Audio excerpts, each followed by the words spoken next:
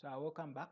So that time we looked at the laboratory compaction. We looked at that we say that our purpose of compaction is to reduce the air void content. Is that okay? So to reduce, remember from this equation of air voids, we saw that air void is equal to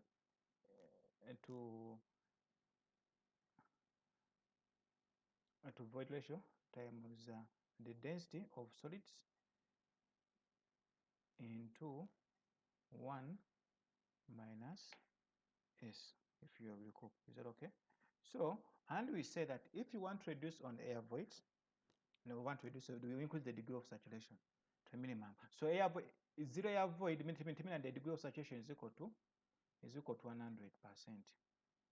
or is equal to 1. Okay, that's what I was saying.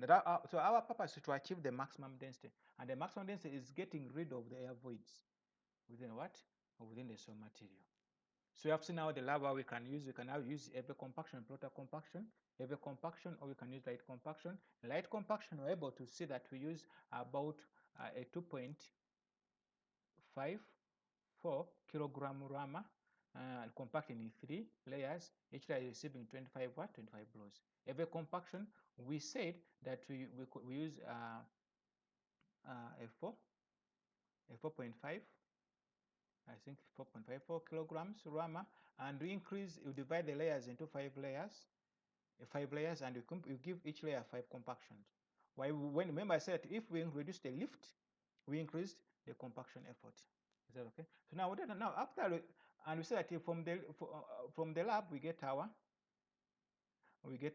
bell-shaped curve depending on the type of soil, and then be able to get the optimum and the maximum dry density. But in the field, we specify that of this optimum, at least achieve 95, 98, or 93.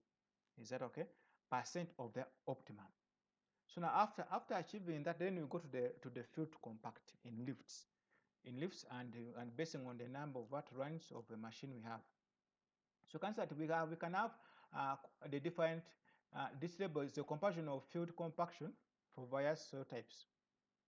Okay, so we said that for fine grained soils, we use smaller lifts, 100 to 150. Is that okay? While for coarse grained soil, we can use 300 to 250 in the big or deeper lifts or thicker layers of compaction. Why? Because this one you are going to use the vibrator. You can see that among the dynamic compactors, we can vibrate. Now, if you can use a vibrating ship foot roller, which is providing a vibration force. So we are seeing that you see that the sands are very excellent.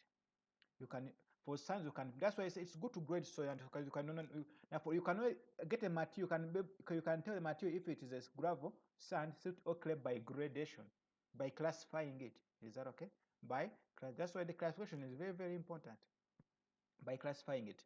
And also you can say if the soil is it has a lot of clay or expansive clays. For instance, liners you are constructing a liner for a solid waste management site, or what you call a landfill. You can see that you are not going to use you are not going to use a vibratory ship foot. You are going to use a ship foot grid roller, the smooth one, which we're able to see the other time in the other video. Now in our introduction to compaction lecture. So you can see that these ones are very good. It's very excellent. Sorry, it's very good. Is that okay? It's good. Is that okay?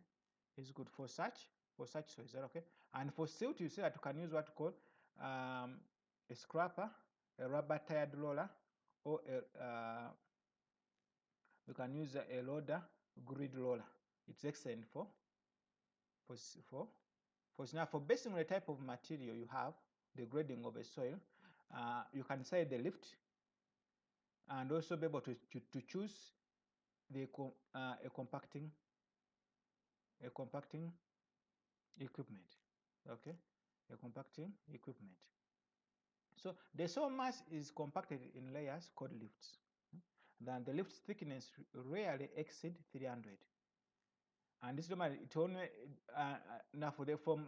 for coarse grained soils, normally we use a lift of 200 to 300. Because why? Because for them we can compact, and the particles they just rearrange. While for fine grained soils, normally we use a lift of 100 to 150. Why? Because the stress distribution is different from that of coarse grained soil. The stress impacted by compactors, especially static compactors, decrease with lift depth. Is that okay? So if you have very thick fine grained soil, if the lift is so, therefore the effort, the lower layers won't be well compacted. Why? Because the static stress, the stress reduces. Even by if you remember, we shall see how the stress is distributed with depth. As you go deeper into a layer, the stress distribution also reduces. Near the surface, the stress is high, and when you go down, the stress what? Reduces. We shall see that how the stress is distributed due to application of loading. Therefore, a comparison of various types of field compactors and the type of soil, they are suitable for is shown in table above. Now for comparison to pick. Generally, it is preferable to specify the amount of compaction desired based on the relevant proto test and let the contractor select the appropriate equipment. Indeed. So from the proto test, as a consultant, as a material engineer, specify the density you need, 95% of what density. Then the contractor will choose the equipment based on type of material is going to compact to make sure to achieve that what? To achieve the specified strength, also the specified density. Is that okay? The specified density. So how do we? So with that, you have to know, we need to monitor. Now, what is the density achieved to the field to the battery density? So a geotechnical engineer needs to check the field compaction if it meets the specification. Remember, we have specified from this that we want 95% in the field to be achieved. 95%. 95% to be achieved. So how do you achieve the 95%? Using the roller compactor, or you can use a static vibrating ship foot roll rammer to achieve this density by obviously by the number of passes being applied. Is that okay? So but you need to check this density. So how do you therefore you have to measure the what you call the degree of compaction for doing compact. So how do you measure that? So what you do, you go to in the field, you determine the unit weight in the field versus divided by the desired. Is that okay? Now for if this is equal to 100%, then you have achieved. Is that okay? You have achieved the density. But our purpose is to determine the desired. This desired is determined from the lab. The desired, you desire to get 95%. That's a specification. In the field, you have compacted using a load, and then you have to determine the density of the compacted layer. So there are different methods we can use. Various types of equipment are available to check the amount of compaction achieved in the field. Three popular pieces of equipment are used. One, you can use the sand cone, what we call the sand replacement method. You can use the balloon method, where you use oil. Then also you can use the nuclear gauge, the nuclear density meters. Is that okay? So for the purpose, for us, we are going to pass through what we call the sand cone method. This is normally used locally. Now, in Uganda, normally use the sand cone method. So how do you use the sand cone method? The sand cone method comes with the sand. This sand here should have been picked from Ottawa, but for our purpose, when we get clean sand. Remember, this clean sand can be gotten from Gaba. The sand from Lake Victoria is clean. Then you sieve that sand between 600 millimeter to 300 millimeter. Is that okay? Then the sand which is passes 600 and retain on 300 is the sand we use as our in place of our Ottawa sand. So this equipment is available. So what you need to get after that, you have to calibrate the sand. The calibrated sand, the equipment comes with a calibrator, a calibrator which is a cylinder of known volume. Then you compact in the sand to fill it to fullness. Then you weigh it. When you weigh it, you determine the mass. Then the mass of the sand in the mode will be the mass in the cylinder, the mass of cylinder plus sand minus the mass of empty cylinder will give the mass of sand. Then the internal volume of the cylinder will be the volume of the sand. Then you divide, if you get the mass of dry sand, divided by the volume, you can get what I call the density, times 9.881 will give the unit weight. Is that okay? We give the unit weight. Is that okay? The unit weight of sand. Is that okay? So after getting the unit weight of sand, that would be the carbureted sand. Then you fill again the sand. You fill the cone with the sand again. Then you get a flat ground or a flat table. Then you invert, then you release the sand. That sand will fill the cone. Then you cross again.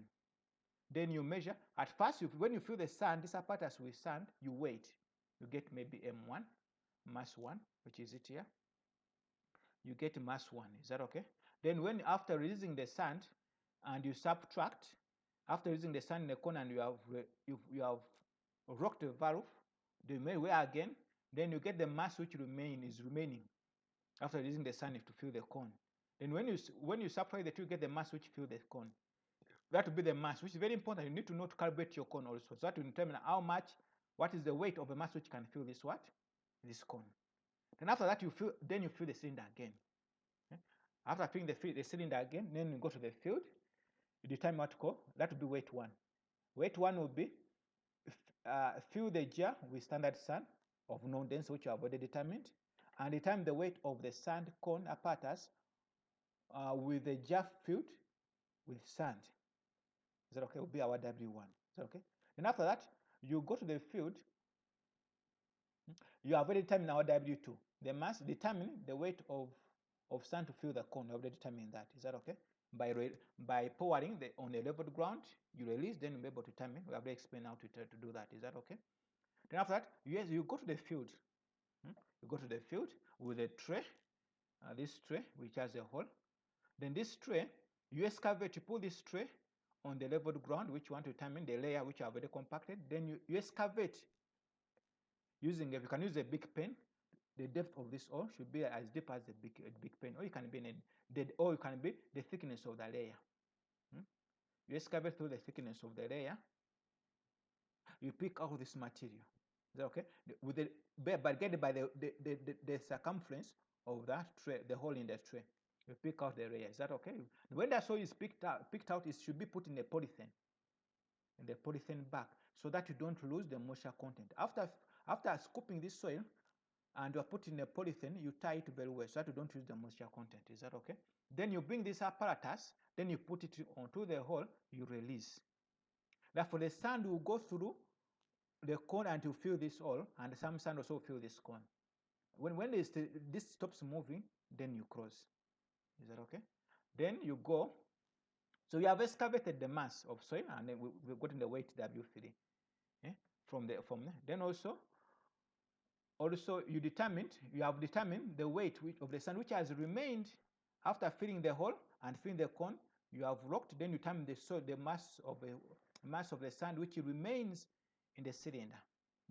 Therefore, you determine the weight of the sand to fill the hole, which WS, which will give you W1, the mass of the weight of the